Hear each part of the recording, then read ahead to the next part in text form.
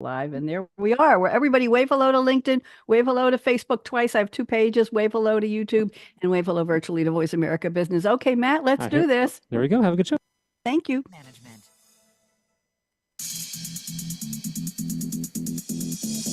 Where does yesterday's future, which is already here, meet today's future, which is about to happen, and tomorrow's future, which could be just minutes away?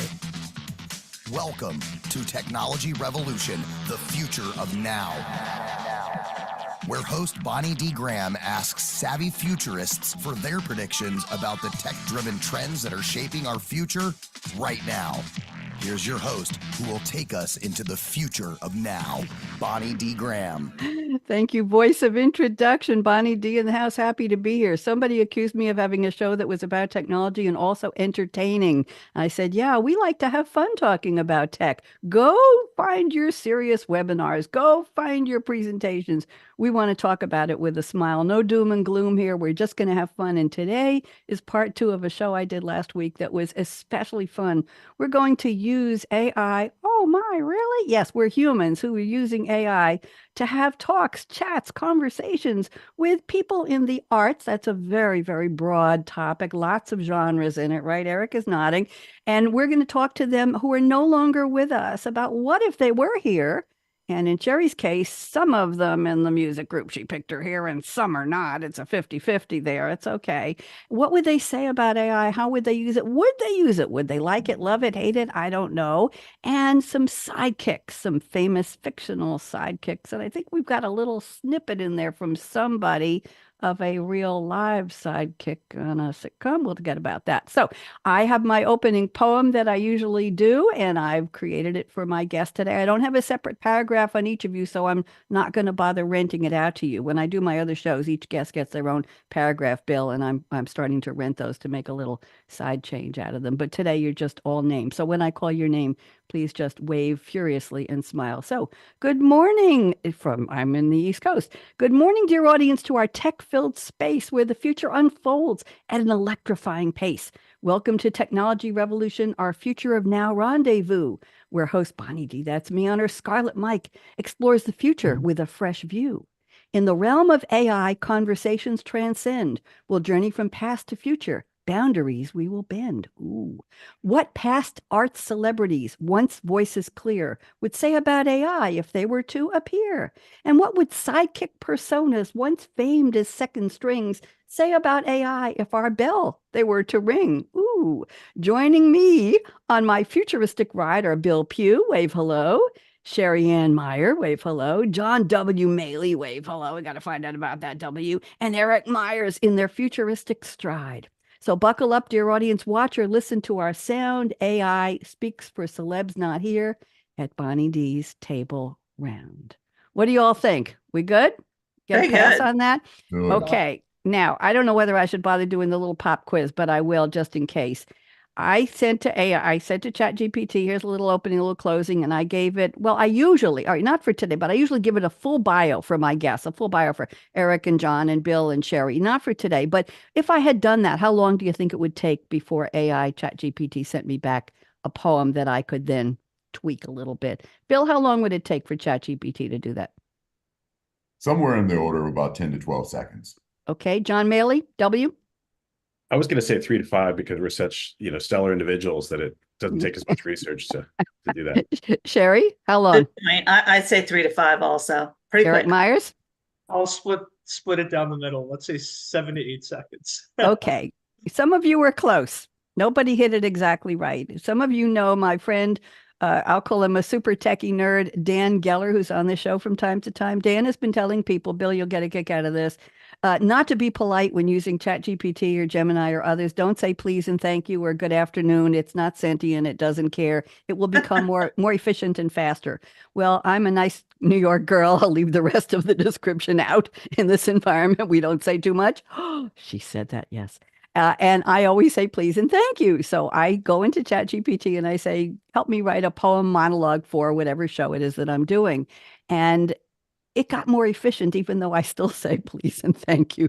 So it went from 3 seconds to approximately 2.25 seconds It can take a bio, John, of about 1,000 characters, because that's what most bios are, 1,000 characters for each of you that I will put into this one big instruction, one big text prompt to ChatGPT. Please help me write a poem. Here's my opening. Here's a little line I'd like for the closing. Here's my name, the name of my show. I'll copy all 4 bios in. We're talking thousands of characters, and it will That's come back in crazy. 2.25 seconds. What you all think of that? Pretty cool, right? Yeah, that not the creation speed isn't so surprising, but the reading and absorbing speed is crazy. That's what I thought. It almost makes me suspicious that while I'm adding text to this text prompt and I'm Yeah. keeping it there, before I hit send, it might be absorbing it, which is, oh, who's watching? We'll leave that one alone. So today we're going to talk to past people in the arts and sidekicks. And I thought I would kick this off with just a little bit of one of my favorite past artists. I'm a child, well, it's almost a child of the disco era. I was teaching disco dancing to hundreds of people in Eugene, Oregon. Yeah, I know it's not New York, but I was a medium-sized fish in a rather small pond. Let's leave that one alone. And I asked AI, I asked ChatGPT, what would Donna Summer say if I told her we had AI, if she was around, what would she say? And then we'll go to all of you. In the order today, in speaking, we're going to do bios in just a second, real brief, is Bill, Sherry, John, and Eric. So here's what Donna Summer would say. If she were alive, she might express her thoughts on AI's impact on her iconic songs like this. And I'm going to read what ChatGPT told me. Speaking as Donna Summer. And it's Summer, Summer, no S. It's not Summers, it's Summer. One. Okay. Well, darlings, let me tell you, AI would have been a real game changer back in my day. Imagine the possibilities with Love to Love You, Baby. AI could have helped us experiment with new sounds and rhythms, taking that iconic disco beat to even greater heights. And on the radio, AI could have helped us fine tune those catchy hooks and melodies, ensuring they were as infectious as ever. As for MacArthur Park Suite, heaven knows just how much. I try not to sing, John, but please bear with me. That was already a bit of a journey, but AI could have helped us streamline the production, making it even more epic and immersive. Overall, I think AI would have been a fantastic tool for us artists, opening up new creative avenues and allowing us to push the boundaries of music even further. And then I asked, what if you were here today? What would you title a new disco song that AI helped you write? And she said, I would call it Digital Disco Dream or Electric Groove Odyssey. Oh, I like that. Interesting, interesting. I like that. Okay. And here are the lyrics to Digital Disco Dream. Neon lights flashing in a digital scene, electric rhythms pulsing like a technicolor dream. Is that cool beans? I think that's really cool beans. Let's go around the table and I did Elvis last week's show, so I thought Donna Summer was appropriate for me. Bill Pugh, I'm putting you on speaker view. 2 minutes. Give us a bio. What do you do with AI and who are you in your real life? Go ahead, Bill. Welcome. Thank you. Thank you. Great to be here. You know what? Since I'm co-founder of Smart Connections Consulting, and in the consulting realm, we talk a lot about the use of AI. Now, it's not so much in the realm of large language models or anything like that. It's more ethics, how to keep it under control. It's more on the end products. So it's in the industrial space that my company kind of advises on the use of AI. Now, my other company that I'm co-founder of, True North, is the practitioner side. And so we actually look at the use of AI as it relates to traffic monitoring, as it relates to other data inputs and making recommendations for sustainability and energy usage and things of that nature. And we have to do that in a trusted fashion. So it's not quite as fun as what others do with the large language models, but it serves its purpose. And I think it's a bit more controllable. So we don't have the hallucination effect when we're doing that. Thank you very much, Bill. And today on the show, we have asked AI to hallucinate for us, haven't we? Because these Yes, people yeah. are not here. So this is hallucination with permission. Sherryanne Meyer, love to have you back. You're a welcome. You're one of my ruggalas. I can say that, but it's Passover, and we don't have ruggala on Passover. Sherry, tell us, refresh us. Sherry, I did the frequent guestometer, and I found out that there are 6.9273 people in the world who don't remember you. Shame on them. Oh, So good. It's Sherry, gone down. That's it good. has. It has. Talk to them. Hey, everybody. I'm Sherryanne Meyer, and I'm an HR technology expert and a writer. Today, I work in corporate communications for an SAP technology company. And my role with AI is kind of being a guardrail. We get a lot of things into us written, design, PowerPoints, and everything that we could tell are done through ChatGPT. And we want the company to be original and to be thought leaders and not copycat producers. So we're using it, but we're kind of catching it too. Very interesting. And I will tell you that on my creativity show, John, you might have been on my Read My Lips show as an author, I think. Yes. Yep. I get so many bios from authors who are using LLMs, using AI for their bios, and I can pick them out in the first two lines because everybody is extraordinary. Everybody has to the maximum, the adjectives are, they've all done something that is earth-shaking, world-changing, beyond game-changing. That's just, that's table stakes now. And I can pick them out in a second and I'll say, could I get a bio of who you really are? Thank you very much.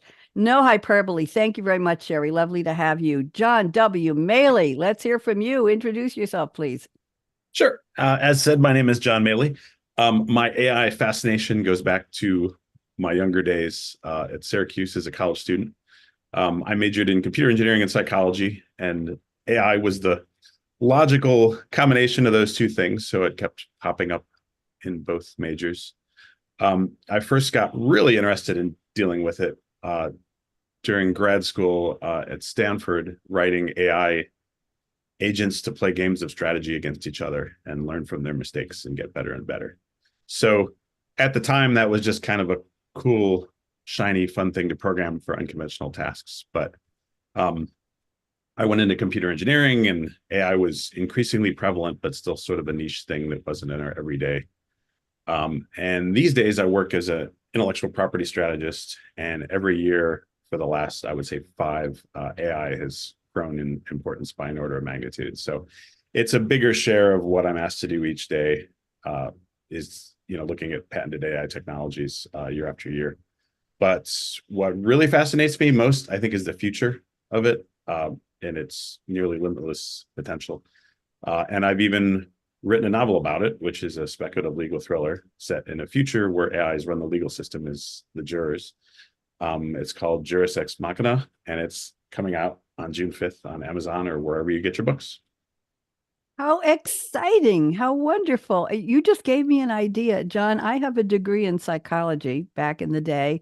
And then my graduate school was 2 years at a community college where I earned 2 degrees in mainframe computer programming and operations. So I have a similar educational background in psychology and computer technology. I just did them a very, very different way. I don't know how many people go to community college for graduate school, but that's what was available. So thank you very much, John. I can change my resume now. I can talk and insanity never becomes obsolete, so it's a great choice. Thank you. Was that insanity or sanity? Don't answer that one, please. Please don't. Eric Myers, always lovely to have you. Eric is one of the most polite, loveliest people I've ever met. Every time I email him, I get back. Thank you so much, Bonnie. It's so wonderful to hear from you. I can't wait to be you're all lovely, polite people, but Eric is just in a class of himself. So, Eric, welcome back. Same 6-point-something people don't remember you who don't remember Sherry. I apologize. So, Eric, talk to them. Tell them what you do, please. Thank you so much, Bonnie. And again, that sounds like I'm repeating myself too much, but it's great to be back. It's good to see you and everyone else here again. So my name is Eric. I work as a university instructor. I primarily teach human resources management and finance-based classes. And when it comes to AI in general and just how AI is used in post-secondary, I think we're really just seeing the tip of the iceberg when it comes to AI, being used to help instructors, prepare lectures, prepare PowerPoint slides, to help facilitate learning for the students as far as, forming a thesis on a big research paper, summarizing material in a more simplified way. So I'm really curious to know what the future of AI looks like, number one. But I'd say the short-term future as far as, what's it going to look like for us in the next 3 to 5 years? Is it going to be more of a positive, or is it going to be more of a roadblock? Like Bill was kind of mentioning earlier about kind of the sustainability, ethical side of AI. I think that's something that's really, really relevant. And, something that's going to cause a lot of curiosity and interest, so to speak. Curiosity, good word, rather than anger and horror and despair and destruction. Eric, that's the word of the day. Thank you very much. Curiosity. And that's what we're supposed to do as learning human beings, as growing and alive. We're supposed to be curious, right? And what we do with that curiosity, hopefully we learn and we choose in good ways to grow and to use what we learned from that curiosity. And now I have a tautology going around in circles. Thank you very much all for the bios. Let's dig into our topic today. I'm so excited. Bill Pugh, you're up first, and let's go to our past people in the arts. And Bill has chosen a conversation. You're using Gemini, not ChatGPT. Conversation with Prince, our Mr. Purple Beret, and all that wonderful stuff. And he left us way too soon and way too tragically. We know that. Bill, why don't you tell us what the result of your conversation was with Prince? Take it away. Sure. So I had asked Prince what he or I asked Gemini what Prince would say about AI in music today. And responding as Prince adjusts his purple beret and leans back in his Paisley Park throne.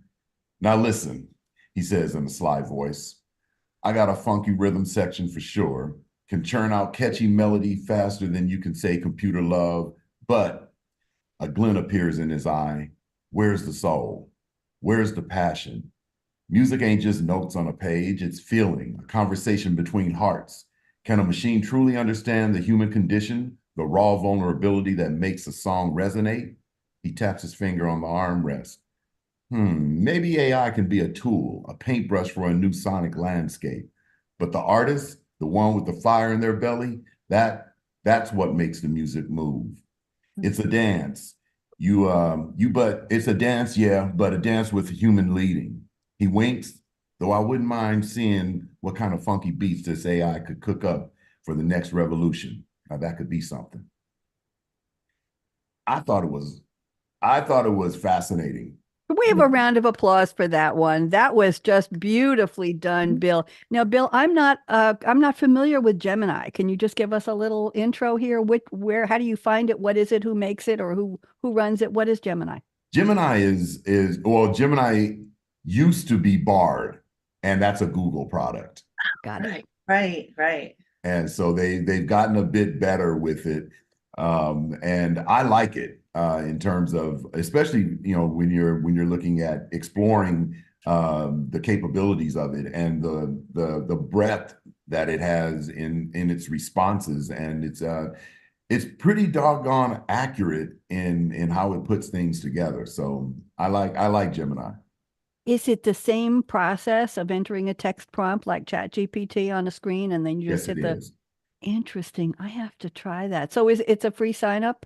It's free to use. It'll give you, it'll spit out its first response. And then you have 3 others that you can kind of click through to see variants on that. Thank you. Is anybody else using Gemini yet? Anybody? No, I'm not, but I am interested now in what the differences are between the various platforms, where they get their data, where they get their information, and how they program it to respond, so that Prince is tapping his finger on his Very interesting. I like the scene. Bill, that was not just a conversation, but it was a whole scene, and I think we could picture it. It was very well populated or integrated with bits and pieces of the identity of who Prince was. Very, very interesting. I think we're all going to go out and buy raspberry berets right now. That's where I'm going. I'll see what Amazon has. Thank you very much. Anything else you want to say about Prince before I move on? Anything else? No, I that one of my favorite artists ever. I have everything that he's ever done and seen him like 6 or 7 times in concert. So. Oh, wow. Wow. That's a wow. Oh, we're bringing back all kinds of real people memories here. Thank you so much, Bill. That was lovely. Sherry, you're next. By the way, Sherry, those of you who see Sherryanne on the screen, she's given me permission as her friend and colleague to call her just Sherry. So it's the same. You can call me just Sherry, but Dad named me Sherryanne, so.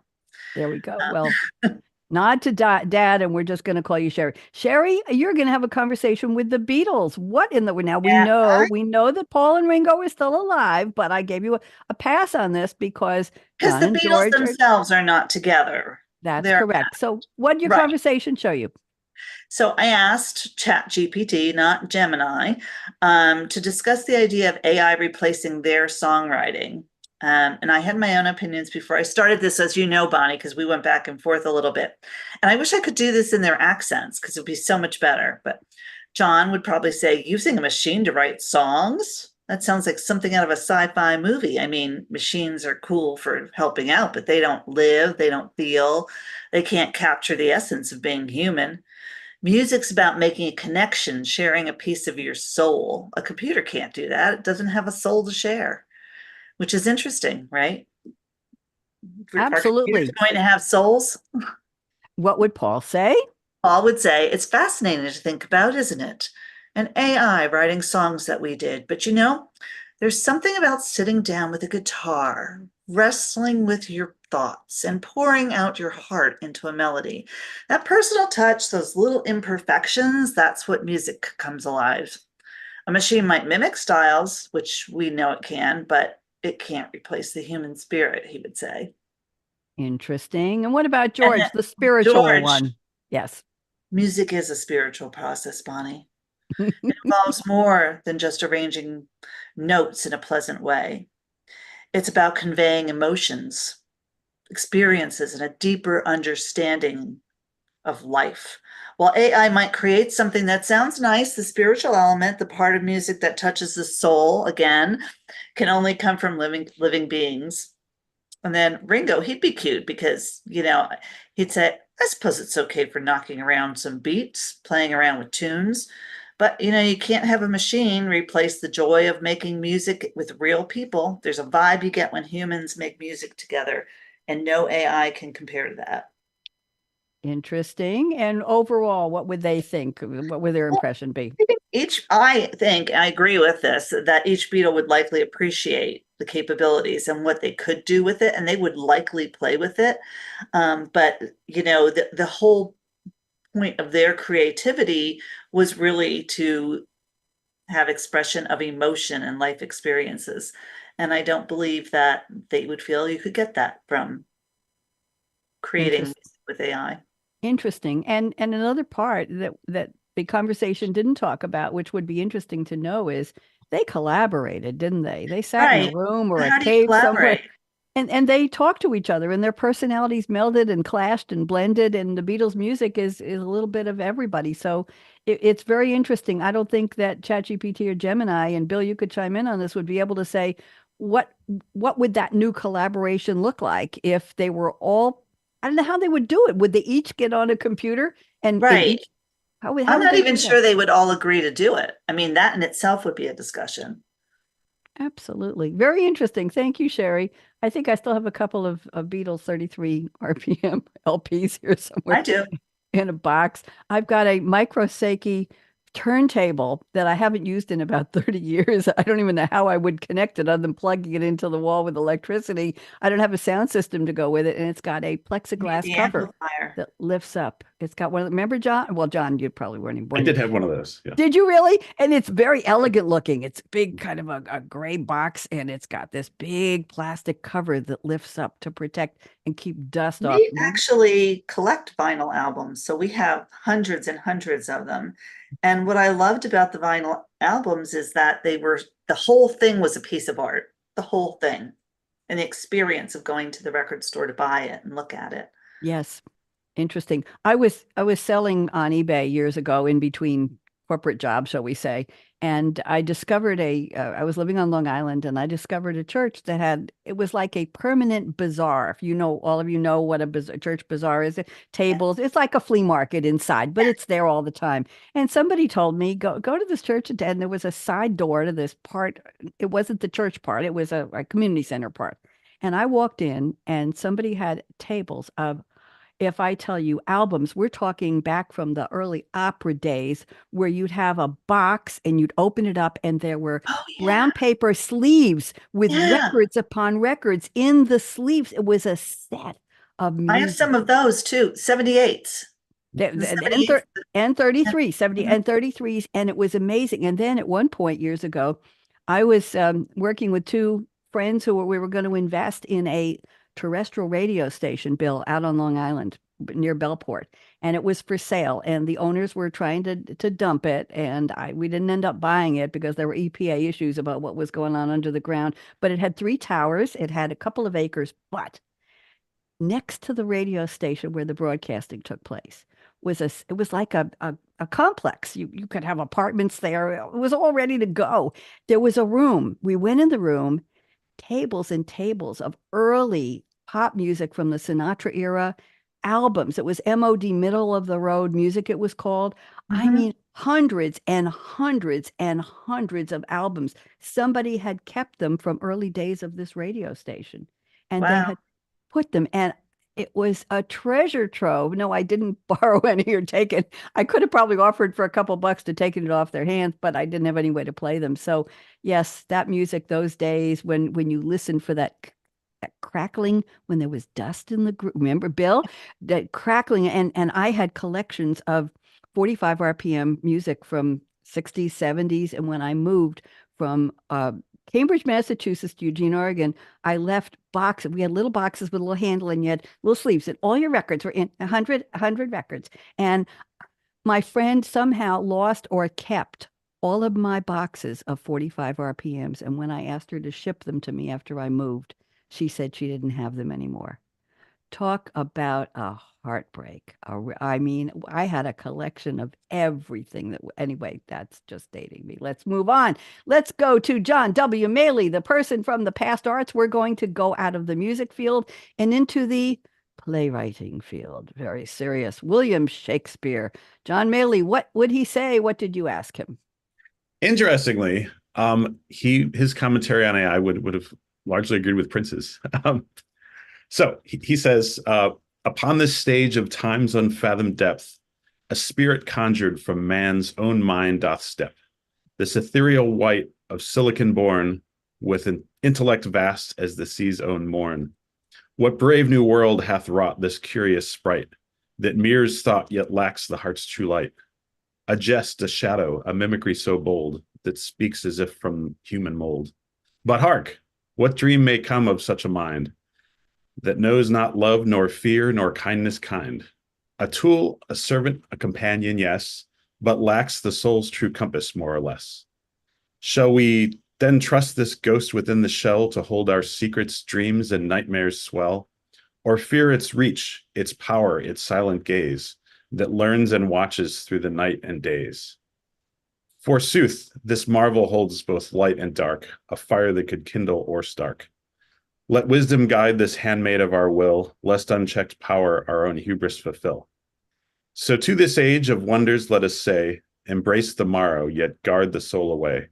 For in this mirror of our own design reflects the best and worst of human line. Wow. Can I I just like that. take a deep breath there? I went to a reaction shot to watch everybody say, what? I love the forsooth. John, you had Yes. me at forsooth and but hark. But You know, hark. I have to say it did a really good job of with the iambic pentameter and the It like. did. Beautiful. Just beautiful. I John. almost want to call it a he or a she or a they. And John, you use Chat GPT? I did, and that was not even regenerating and picking the best. It was the very first try. Wow. Wow. Very, very impressive. Very lovely. Thank you very much. Let's go to Eric Myers. And Eric, oh, going back in music lore, this is an interesting one. Eric has picked Kurt Cobain, another one who left way too soon. Favorite. I mentioned this. My daughter and her husband were here over the weekend, and I mentioned this, and they were just talking Nirvana and talking Kurt, and oh my goodness gracious. So Eric, you're up. Tell us, what did you ask and what did Kurt Cobain, or what would he say about AI? So really, a two-part type of question that I asked AI to generate some response, or Kurt Cobain's response towards, AI being used in the creation of music, when Nirvana was still around. But the second part was how Nirvana was promoted, or how Nirvana's music, albums, records, etc., would have been marketed with the assistance of AI. And Kurt Cobain's response was very, very interesting, very, very fascinating. And here's what he would have to say about AI to those questions in kind of two parts. So Ahmed, the idea of using AI to help create Nirvana's music, I gotta say that's a pretty complex issue for me. On the one hand, I'm always looking for new ways to push boundaries for what's possible in the rock music, you know. I'm constantly seeking out new sounds, new approaches that can take us somewhere completely unexpected. So from that angle, you know, the potential of AI technology to unlock all sorts of wild, uncharted sonic territory, that's a thing that could potentially pique my interest and I think it's pretty cool. But there's always a but. At the same time, the core of what Nirvana is all about is the essence of our music. It's so deeply rooted in the raw, you know, unfiltered human emotion and personal expression. The idea of handing over any part of the songwriting and recording process to machine intelligence, no matter how advanced, that just fills me with a profound sense of uneasiness, man. I'm so fiercely protective of the direct connection between my own psyche and the final product, you know. Anything that threatens to dilute or distort that can violate, you know, what Nirvana and what me as a musician is truly all about. So similar to what, you know, Bill and Sherry were mentioning about Prince and the respective Beatles responses are towards AI, it's kind of finding that balance is yes, I think all our musicians, you know, are interested in how AI could assist with kind of the logistical side of creating a new song, setting up a new album, but you can't take away the human emotion. You can't take away that human connectivity, you know, thoughts, feelings, especially Kurt Cobain, you know, was on record that he struggled with mental health, that he had various mental health issues. So I think that adds, you know, another wild card to the AI situation and, you know, would just further, you know, interest, I guess, you know, how Nirvana's music would have been created. So this, you know, just got me thinking about a lot of different things about, you know, all the different Nirvana songs, all the different Nirvana albums, and just really how AI could, you know, be used in that process. So really, really interesting. And I enjoyed, you know, what AI's response was to that. Thank you. Interesting. I'm hoping we're going to go to the sidekicks in a second. I hope you all had fun doing this. I certainly Oh did with, yeah. I Yeah. yeah, loved it. isn't this interesting? And somebody started my thinking on this a couple of months ago on one of the shows. I think it was Mary Nunnally. Some of you may, Eric, you may know Mary from some of my shows. Mary had asked AI, ChatGPT in particular, to share what some luminary in the past would say about something to do with AI. And it lit the spark in my head. And I said, wouldn't it be cool to have AI conversations? Let's just twist it around a little bit. So here we are. Thank you very much. I enjoyed the people you selected. I think it was a very interesting potpourri. Just to my audience, I never tell my guests whom they should pick when they're picking conversations. I don't guide or suggest. I just want to see what interests them, who interests them, what kinds of music and art and poetry and plays, John, interest them and where their passions lie. So it's an interesting exercise. It's a surprise for me as the host to see what they come up with. So let's go on now. It's time for sidekick heaven. So what would these sidekicks say about AI? Bill Pugh has asked Gemini about what Buzz Lightyear would think about, well, digital twins. My goodness. Bill, why don't you, Bill, there might be two or three people are hiding under a rock and don't know what Buzz Lightyear is and what movie he was part of. Could you please enlighten us, give us a little backgrounder there, and then tell us what you learned? Bill, go ahead. Absolutely. So Buzz Lightyear was Woody's sidekick in Toy Story. And I'm a huge Toy Story fan. So, I mean, when you said sidekick, I was like, oh, this is easy. We'll go with Buzz Lightyear, who is, I mean, he was just in charge of everything, or he thought he was. And the concept of digital twins juxtaposed against Buzz Lightyear, I thought would be an interesting question. So asking Buzz Lightyear what he thought about digital twins in today's world, and Gemini responding for Buzz. Buzz Lightyear puffs out his chest, a glint of excitement in his eyes. Positive developments on the holographic frontier, Space Ranger. Digital twins, fascinating concept. Imagine a perfect replica of a system, a whole city even, or a spaceship just like my own Odyssey. The possibilities are astronomical. Think about it. Training simulations. We could create the most realistic training scenarios ever. New recruits at Star Command could experience any situation virtually, from hostile Zerg invasions to zero-gravity maneuvers on an asteroid field. It would maximize their preparedness for real missions. Enhance safety. Testing a new procedure on a digital replica of a spaceship first, that's some ingenious thinking. This could prevent real-world malfunctions and protect lives on future space expeditions. Intergalactic efficiency. Real-time data transfer between a digital twin and its physical counterpart. Now that's some impressive interconnectivity. Imagine streamlined repairs or upgrades on a distant, of course, with any powerful technology. Oh, I'm sorry. Upgrades on a distant space station by referencing its digital twin back on Earth. We could fix problems light years away in a fraction of the time. Of course, with any powerful technology, vigilance is key. We must ensure these digital twins are accurate and secure. In the wrong hands, this could be used for deception or malicious purposes. Imagine an evil Emperor Zerg using a compromised digital twin to infiltrate Starfleet base. Yikes. We must prioritize responsible use of this technology. Overall, Space Ranger, light years impressed.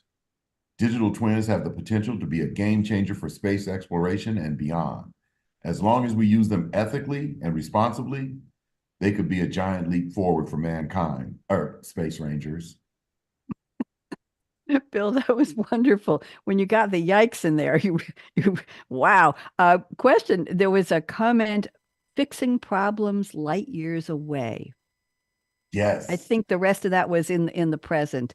What a concept. And the part about falling into the wrong hands. Last week, one of my guests did a chat with Robin, Batman's Robin. And one of the comments in the conversation was, what if AI got into the hands of destroyers, of people who wanted to do something terrible to Gotham? And it was just very, very interesting that the same theme popped up with Buzz. Did you have fun doing that one, Bill? I thought it was great. I mean, the response resonates with me. As you know, I'm always talking about the cybersecurity aspect of digital twins and them being an actual attack surface, and the ethical use of it, because digital twins do hold machine learning and AI components. The way that Gemini assembled it made such good sense and kind of hit on the areas that I'm talking about. So I was sitting there going, this is impressive. I mean, it's hammering away, and it's also a way I found it to talk to a younger set of people about digital twins without it becoming overly complicated and overly techy. So I thought that was interesting. There you go. There's the seed for a course, Eric, a college course in teaching about machines and AI and digital twins to kids, and even a high school course, even an elementary school course, through some of their sidekick fictional heroes that their parents told them about, or that they might have seen as well, because everybody's streaming something, even the old movies. Interesting, Bill. That opens up a whole new possibility of Absolutely. Yeah, teaching it does. technology through AI. Wouldn't that be cool?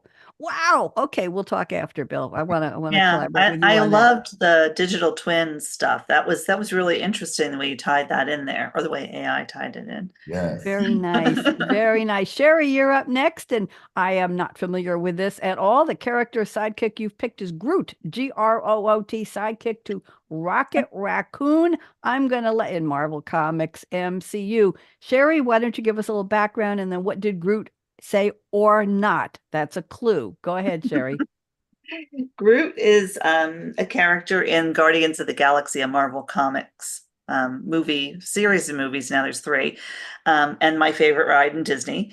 And Groot is a tree. When we first meet him, we're kind of confused. Like, is this a good guy or a bad guy? Who is this guy? Is it a guy? What is it? And what's interesting about him is that he has very little to say verbally, but he does communicate, and he communicates his heart and soul, which is interesting, kind of the same as what we've been talking about with music. So he's nature, he has a brain, but the essence of Groot is really in his analytical mashup. It's not, I don't know. By the middle of the movie, you love this guy, and by the second movie, everyone's a big fan. He's the star. He becomes the star in your heart. So I asked Groot what he would say, and if you've seen the movie, you know he would just say, "I am Groot." No matter what you ask this guy, he says, "I am Groot," and it's interesting because you're like, "Okay, what else does he have to say?" The thing is that everybody else in the movie, his sidekicks, all understand him. They actually have conversations with him. So Rocket Raccoon might say, "Oh, shut up, Groot. You don't know nothing about AI." And Groot would say, "I am Groot." And then Rocket Raccoon would probably say, "Fine, maybe you're right. But just imagine all the gadgets we could build with AI assistance. It'd be like having a whole army of little Groots helping us out. I am Groot." And at one part in one of the movies, he does say, or audiences believe he says, "I love you," when he's dying in one part of one scene of one of the movies. But he grows back because he's a tree. So good news there. That was never really the intention to have him say that, but it does demonstrate that, the connection that he forms. So this thing that looks like an inanimate object, is really pretty smart and can communicate by just saying, "I am Groot." And the interesting thing, Bonnie, also is that if you've watched any snippets from it, it's always in the same tone also. Just, "I am Groot." But they know what he's saying. Thank you very much. I understood from my research, Sherry, that Groot becomes a bad guy later in the lore of the series, right? He He does some bad stuff. I kind of like to think of him as a naughty child. Ooh. Yeah, But he dances good. he does. And there's this gray line between all the characters in that movie that are they bad or are they good? And what they end up doing really well together is working together to save the universe. That's what we all want to do, I think, right now. Thank Yeah. you, Sherry. That was interesting. I have my movie and TV viewing list charted out for me with all of you. I've got to dive more into Nirvana It's got and a Kurt great Cobain, soundtrack. Groot, Buzz Lightyear, and let's move on because we've got a fan favorite here. John Maly has asked Gemini about Chewbacca, who started way back in Oh, 1977 Chewbacca. in the Star Wars film franchise. John, what did you learn? What would Chewie say? Yes, and if you're not familiar with Chewie and Star Wars, let me be the first to welcome you to Western civilization. He would say, in a series of growls, roars, and barks, carry a wide range of emotions and ideas. He would say, when translated into Basic, which is the Star Wars language, "As long as it doesn't try to pilot the Millennium Falcon better than me, we're good." Can you do that in his growls and grumbles? I tried before this, and it turns out I can't. I do have a bonus George Costanza quote from Seinfeld we could use if that's. Is there anything more from Chewie? Because I went and I thought there was a little bit more from Chewie about, you want to give a little bit more. I saw how Chewie might react to encountering AI, suspicious, curious, annoyed, respectful. You got any notes on that, John? Yeah, so that first one was from ChatGPT, which I like for characters because it tends to be a little bit more bold in trying to just make its best guess and do it. Gemini was a bit more reserved. It said it kind of gave a variety of situations the different emotional responses. So it had one that was suspicious, and that in that case he would let out a little growl or a series of barks, expressing his caution and distrust. And then it had similar responses for curious, annoyed, and respectful. And then overall, it seemed as if he would base his assessment on the specific context and actions. And I think that mirrors what we actually saw in Star Wars, where he was very tolerant of working with droids and other artificial entities. Right. So I think it was right, but it was a little bit less spirited than ChatGPT's answer. Interesting. So we have grunts and growls from Chewbacca and we have I Am Groot in monotone from Groot. Interesting, very interesting. We had a little more animated voice from Buzz Lightyear, and now let's move on. I think we have a more human sidekick, a humanistic character. Eric Myers has picked Chubbs McGee. Okay, and the movie reference is Happy Gilmore, 1996. So we're a little bit more present here. Eric, why don't you give us a background on who is Chubbs and how did he get his name and what did he say about AI? Go ahead. So for those that aren't as familiar with the movie Happy Gilmore, this movie came out, like Bonnie was mentioning, 1996. Rumors that there might be a sequel coming out in the next couple of years, so fingers crossed we see a part two. But unfortunately, we won't be seeing Carl, Weathers in this movie. Is he, passed away a couple of months ago? So rest in peace to him. But he was, I guess, Happy Gilmore, who was portrayed by Adam Sandler's golf instructor in the movie. And he was a very interesting character, had some very memorable lines. And long story short, these are kind of the tidbits of his responses towards how AI would be used in, the golf teaching industry, so to speak. So let me tell you a little bit more about why I think AI has no place in the world of golf instruction. You see, this game we love, it's not just about swing mechanics or club technology. It's about reading the greens, adjusting your strategy to the wind and terrain, making those split-second decisions that can make all the difference and that kind of feel that intuition. That's something a computer is never going to be able to replicate.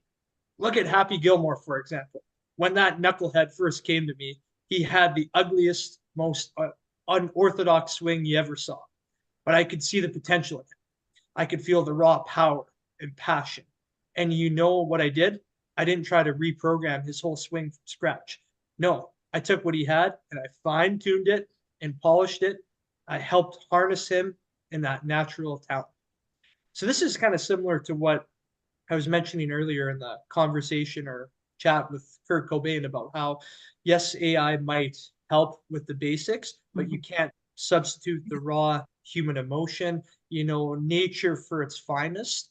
And as somebody who's getting more and more into golf now, there's something to be said about just walking through the golf course, seeing the greens, being by, sand traps, water hazards, etc. There's something to be said about just being away from technology, experiencing a golf game face to face.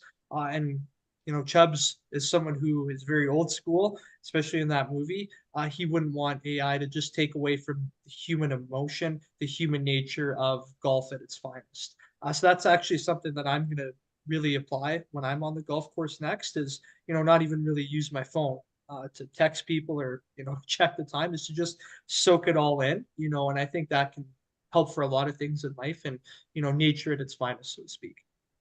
Very, very interesting. That was an interesting conversation. And I noticed what you sent me for the chat. There were, so we say scene directions. So at one point, Chubbs is taking a sip from his coffee mug. And another one, he's leaning forward and his eyes are narrowed. And another one, he's leaning back and there's a hint of a smile. Another one, he's nodding firmly. And he did say, I noticed that this was in the notes. That's the kind of thing that separates a real golf pro from a glorified algorithm, It's the intuitive understanding of the game. No matter how advanced AI systems get, they'll never be able to match the years of experience and the keen eye that a coach like Chubbs Peterson can bring to the table. Very, very interesting, Eric. Thank you. I probably saw Happy Gilmore, but I'm going to have to go back and see it again. We've got about 6 minutes left. John, you wanted to do a human sidekick. Why don't you tell us what Jason Alexander, as George Costanza would say to Jerry Seinfeld? Go ahead. I can absolutely do that. He would say, AI, Jerry, it's like having a smart, invisible friend who knows everything, except this friend can't loan you money, can't get you out of a bad date. Did anybody see the Billy Joel special that aired about a week ago? It was his 100th sellout concert at Madison Square Garden. And CBS reran it this past Saturday night. They did. They did. And Jerry Seinfeld was there. He came on stage in MSG. I took pictures from the TV of the crowd. It was absolutely massive. The lights in the crowd. And Seinfeld walked out very matter of factly, and he said, a lot of us, the story of our lives is through the music of Billy Joel. And he Mhm. gave a very nice accolade. They hugged when he came out, and then Seinfeld just walked off the stage. No goodbye, no hugs, no handshake. He just walked off, and I said to myself, what just happened here? Where's the Billy Joel hugging? Anyway, it was just very, very interesting, but it was spectacular, very, very spectacular. So let me pose a question to all of you. What if I asked you to come back for another part in the early fall, late summer, early fall, because it's almost May here. Okay, so who do you know who you would pick if let's see, let's pick a different category. Um, what do you think? Somebody in science or we did music. What about artists? I had a guest who did a Van Gogh chat last week. What if we did artists? Interesting, Dali and other famous Andy Warhol. Interesting what they would say about AI. Bill, who would you pick, or what categories would you like? Would you like to come back and do another chat with me, Bill? Oh, always. Oh, Always. you're so kind. You're so sweet. I'm glad. What categories would you like to chat in, Bill? It would really be interesting, the sciences, Yes. technology, right? So, leading tech. What would Albert Einstein say? Hmm.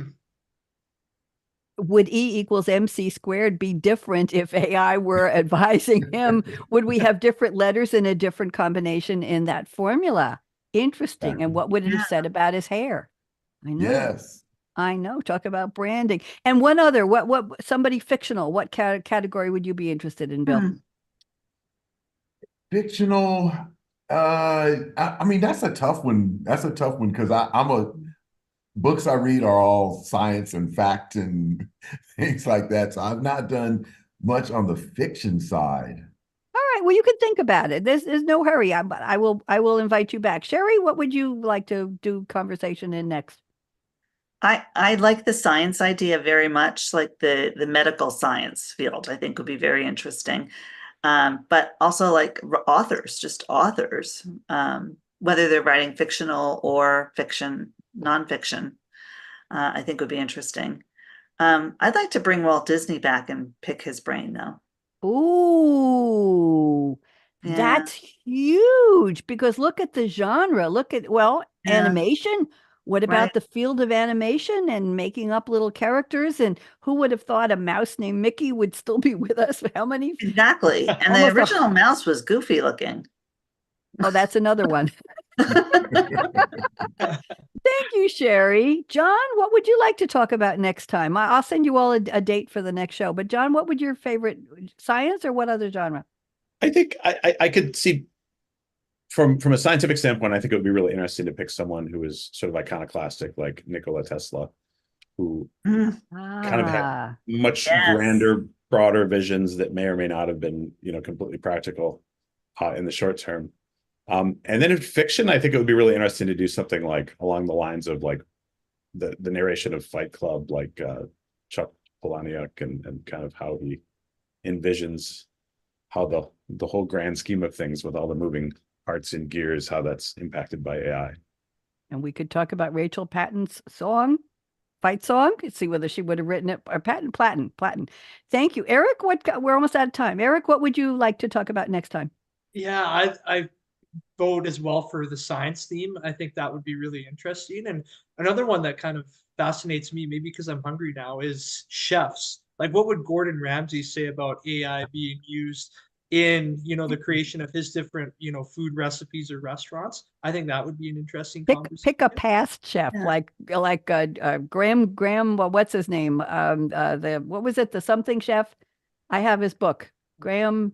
Yeah, I can't I'm drawing a remember. blank too. Or We have Julia stuff- Child. Pick a Yeah. Julia Child, something like that. That'd be fun. We're not going to touch real live people because they might come after us. I have 30 seconds. Don't go away, but 30. Everybody, put up your hand. We're going to do the no, no, no on the count of three, and then we're going to talk for a minute. Everybody, on the count of three. Everybody says the future is already here, and our answer is 1, 2, 3. No, no, no, no. John, come on, louder. No, no, no, no. That's because that was yesterday's future. It was when I asked you the question a nanosecond ago. That's already in the past, but I was thinking about it and it was in the future. It's very, very quick.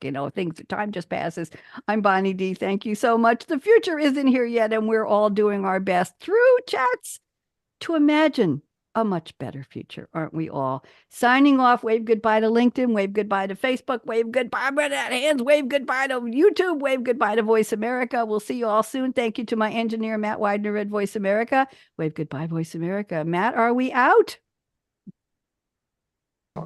All clear. That's Jordan. Hi, Jordan. Hi, Bonnie.